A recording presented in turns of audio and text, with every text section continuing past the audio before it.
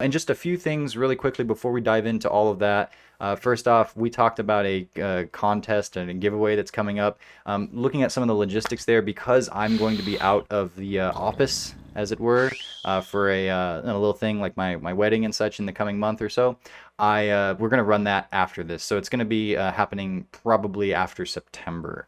And then also we have some footage that we have been looking at of people that are subscribed to the podcast that want us to kind of cover things. We talked about that as well. That's on its way, but it's going to be a little bit as well, just because we want to figure out the perfect way to package all that and to give you guys the best version that we can of our analysis. So those things are on the way, but sit tight for it. But we have some great stuff to tide you over for now. John, we were going to talk about, gosh, the 6 important things Street Fighter 6 needs at launch. Last time we talked about Street Fighter 6, and man, that the people enjoy hearing about this thing. Well, it makes sense. Makes sense. So I was sitting and thinking about it, and of course, in recent Street Fighter history, Street Fighter V's launch is one of the worst in modern video games and modern fighting games for sure. And maybe not as bad as Marvel Infinite, but maybe worse, and maybe Marvel Infinite died for other reasons. That's neither here nor there, but some stuff that we want to see right at launch for Street Fighter 6, because we know first impressions are oh so important. Street Fighter 5 spent the majority of its life trying to catch up, trying to fall back into the good graces of the people. And so many times we saw something good happen, some kind of progress happen, and yet the reactions and the positive reactions to it were buried under a whole bunch of yeah, but this, yeah, but that. Well, you still haven't addressed this. So it's really nice if we can start off with some good momentum and then reach new heights, as opposed to get back to zero after a few years of tweaking your game. So the first things first here, the first thing that I think almost everybody in the fighting game community will be checking upon day one is a respectable netcode. Now, there's some nuance here. I don't want to just say it has to have a good netcode. It has to have a netcode that the community acknowledges as meeting the standards of today. That the community goes, yes, when they go onto social media, they're either not going to say anything about it, but ideally they're going to be saying, wow, I'm impressed with the netcode. I played with someone in Japan and it was pretty good. Like they've been doing with the likes of Mortal Kombat 11, Guilty Gear Strive is the big one right now. Netcode is one of the very first filters people pass their judgments on a new fighting game through, very understandably so. And considering that Street Fighter 6 is probably going to be something like a 2023 title, the expectations are only going to get higher from where they are right now. So if this game launches and it doesn't have very strong netcode, especially as a AAA title that Capcom, it's Street Fighter, and it's Street Fighter. It should be setting standards for the fighting game community, for the fighting game genre, I should say. So if it launches and people are just distracted with, oh, it's got bad netcode, you're going to immediately shoot yourself in the foot from the starting block. And I do not want to see that with this. I think that Capcom is well aware of how important this is, and they are well aware of everything you could do good could be completely overshadowed if you don't have strong netcode. Actually, on that note, we spoke with the developers of the game back in 2015, before Street Fighter V came out, and they talked extensively about how important the netcode was. Now, people might beg to differ in terms of the results of Street Fighter V's netcode, but they tend to forget that this is an older game that we're still playing. A lot of the other games that we're talking about are, brand new releases that, of course, have better netcode. You can just allocate so much more to a brand new game in terms of budget and all this kind of stuff that, Street Fighter V, we just talked about a rocky launch and some of the dicey budgetary decisions that Capcom had made at that time. With just partnering up with Sony and making it console exclusive, all this other kind of stuff. Capcom was very low resources when Street Fighter V was made financially, which has really changed, with all the major hits they've had now on this point in time. So it's a bit of a different thing. I don't want to cast too much optimism on what Street Fighter 6 netcode is going to be, because, we'll test it out and see at that point in time. But I think a really good standard is you and I can play and it's just barely playable. We're a few states away, and most of the people I know who are a few states away from me, it's playable. But cross country, all the way from all the way across the US should be entirely playable with this next I game. agree. And even country to country should be fairly on the on the radar. But even with Guilty Gear Strive, we saw some of the players in different regions at Evo just complain horribly about the latency of the game. There's only so much your netcode can do, but we'll see what happens there. But I do know it's high up on Capcom's radar. We have direct confirmation from that from some of their developers from back in 2015, and it's only gotten higher on the entire community's radar. There it is. There it is. So the next of the six important things Street Fighter 6 needs at launch, I'm going to say a 20 characters or more starting roster. SF5 launched with 16. It didn't get it. There were other issues that I think kind of overshadowed that, and so people didn't complain as much. But I think if you launched with a 16 character roster, and indeed all of the discussions that we've seen, there's so many comments. People like not 16 needs to be more Yeah. than 16.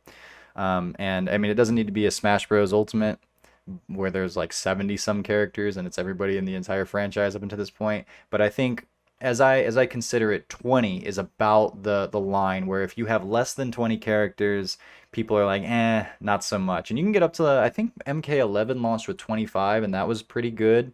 Yeah. But you also definitely want to, there's no way around the fact that in business now, you want to have some strong DLC releases and such.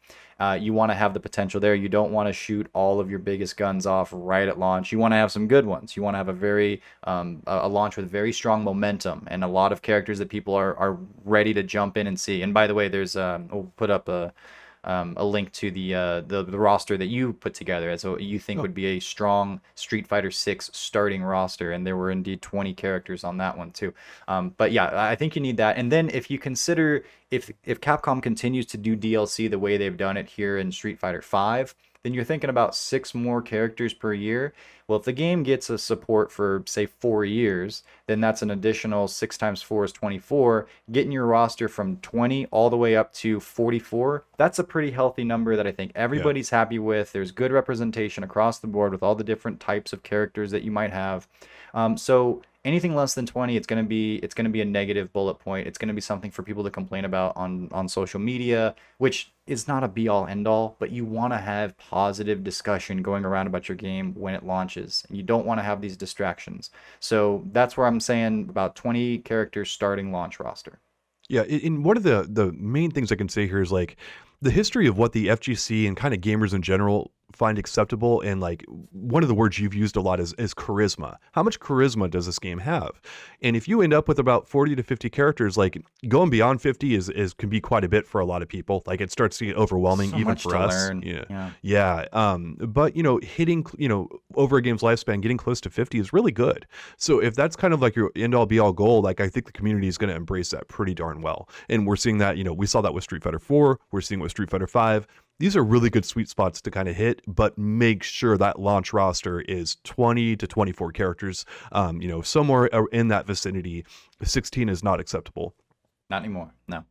Okay, number 3, I have an addictive in-game economy. Now, if I were marketing for Capcom, I would not use the term addictive, but we all know from our phone games and from the models that so many free-to-play and other types of games have adopted, you want an in-game economy that matters to people, that gets them to come back and play the game. If it's between this and that, well, if I have to jump on and do my first win of the day bonus and I get like 500 what is it, fight money for doing that, that's a really smart move. And so what I don't want to get too far ahead of myself here. What I want to see is fight money that matters, stuff that matters to purchase, like that drives people to play the game, that where you feel that extra sense of reward, where you get that dopamine drip. And everybody can make fun of it. Oh, loot chest! I'm so excited! I'm opening the loot chest. Whatever, huh? I don't care, but it's fun. It's just all Dude, dopamine. But yours, I have been doing so many loot chests now in Street because I have so much fight money in it. I'm actually starting to get into it, and I'm starting to cook all my fight money on the loot stuff because I want all the extra EX costumes and stuff. And I realize it's not the best of like looks compared to other games and stuff, but I'm still enjoying it. Like I wish I had some stages and stuff in there. So yes, yeah, exactly. Like if there were, well, and my next point, I don't want to jump too far forward because it'll jump into my next point. But with what we've had in Street Fighter 5, it seems like they've begun this. They've jumped into it and they've imitated what they've seen. but it's kind of like it was a hollow imitation, and they didn't really get the formula right. Fair enough, it's their first whack at it, but update this because it's so important.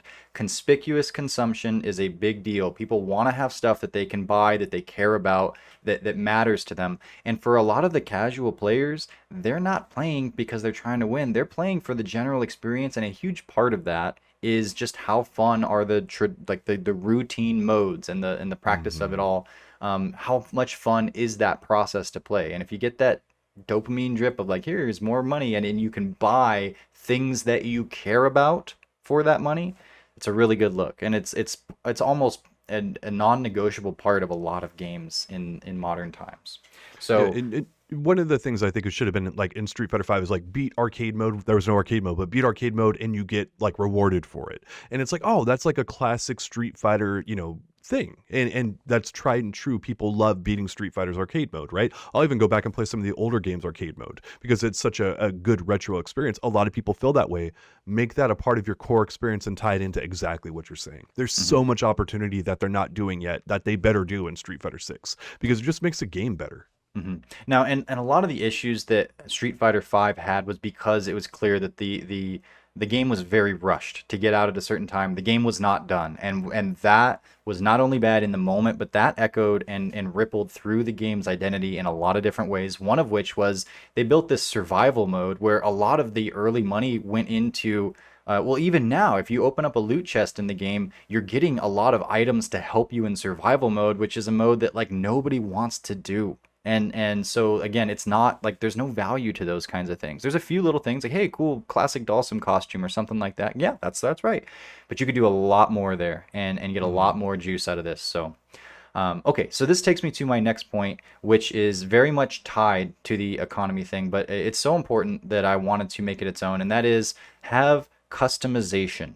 Now, the character customization, little tiny details, accessories on the character, allow your players to make the characters their own. This is one of the ways you feed into that addictive in-game economy. People want to give their Saggats a pink eye patch, and they want to add like a goofy sash to Ryu or whatever. They want to have a unique version of their character that is their own.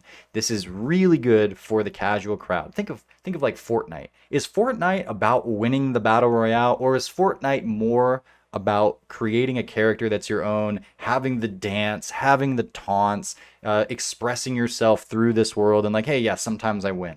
But man, so much more of the money that was built on, or that comes in to these games, is about this conspicuous consumption aspect. And we've talked about it before. I've written an article or two on this on the matter.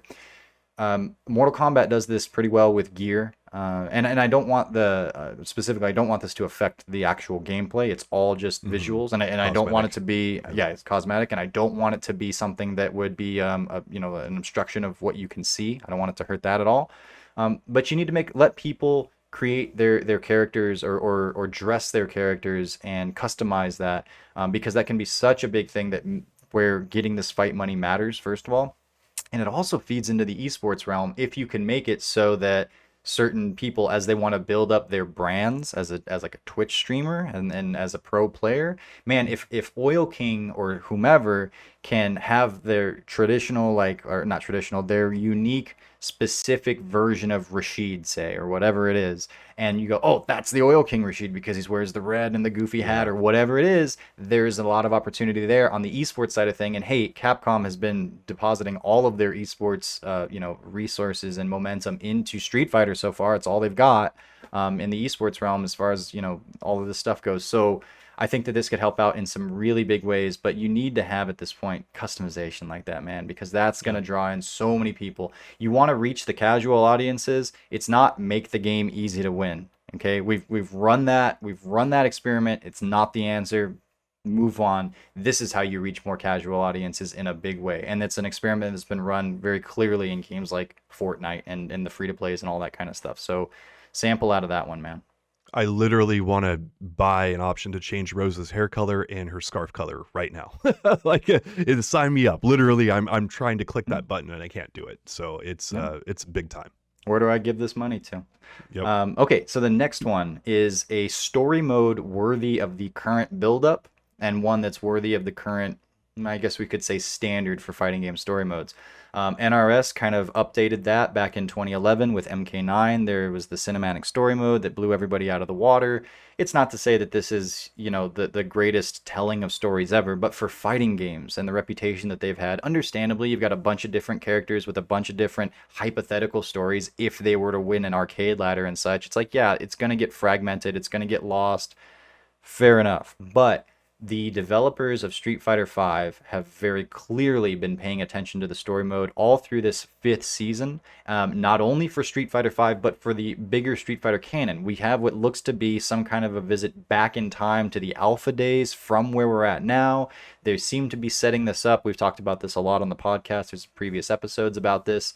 I want this to be a box that's fully checked when we jump in. I don't want it to be some kind of like watered down, oh, well, I don't know, we set it up and, the whole Nikali had this crazy good backstory and he became what he became. Or like, why does Bison have white hair now? Oh, well, it'll be answered when the game releases, when the story mode comes out. Nothing. It's just like the most memorable thing about Street Fighter V story mode was that Zangief breaks a sword with his chest hair, which is awesome. Have that come back, but also have like a story that matters and people that people can get behind, that people are enthralled by. It doesn't have to be a Last of Us level story, but it can be something that is again, not talked about and not distractedly bad. That's not getting people's attention. That's not like sucking the charisma out of your game.